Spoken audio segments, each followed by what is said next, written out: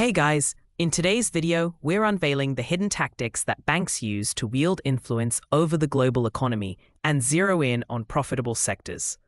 While banks are pivotal in financial systems, there's more than meets the eye.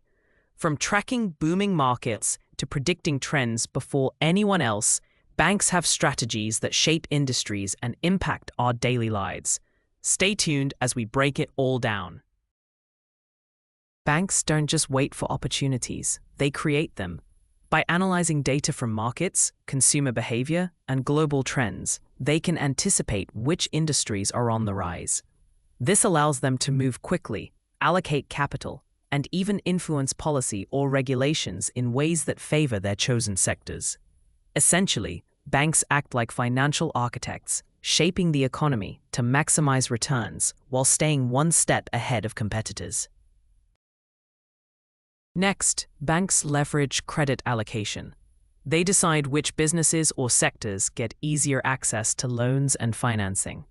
By favoring industries they predict will grow, banks can accelerate investment in these areas, giving them a head start over competitors. They also rely on data and market intelligence, monitoring trends, consumer behavior, and emerging technologies. This insight allows them to anticipate which sectors will boom and direct resources accordingly. Banks also use strategic investments. By injecting capital into selected companies or sectors through loans, bonds, or equity, they can accelerate growth in areas they see as profitable. This doesn't just support businesses financially, it also signals confidence to other investors, attracting even more money into those hot markets. Combined with interest rate adjustments and data-driven insights, capital allocation becomes a powerful tool that allows banks to subtly shape the economic landscape and influence which industries thrive. Banks exert enormous influence by controlling the flow of loans and credit. By selectively deciding who gets financing, they can accelerate growth in certain sectors while slowing others. Using vast amounts of market data, they identify emerging industries early and direct credit toward them, giving these markets a head start. So banks don't just participate in the economy, they actively shape it.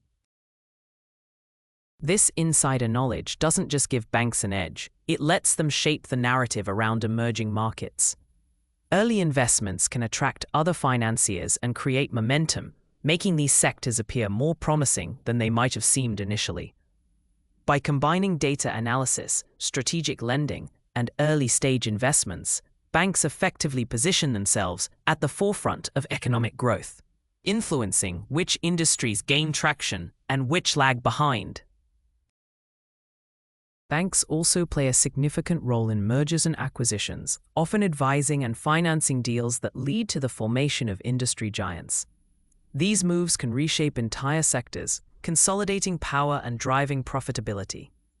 In addition to these strategies, banks also engage in lobbying efforts to influence regulatory environments, ensuring that policies favor their economic interests and the sectors they champion. Through these channels, they can effectively guide the economic landscape. Finally, banks also extend their reach via global ventures, forging partnerships and expanding their influence abroad. This international approach not only diversifies their portfolio, but spreads their economic control across borders.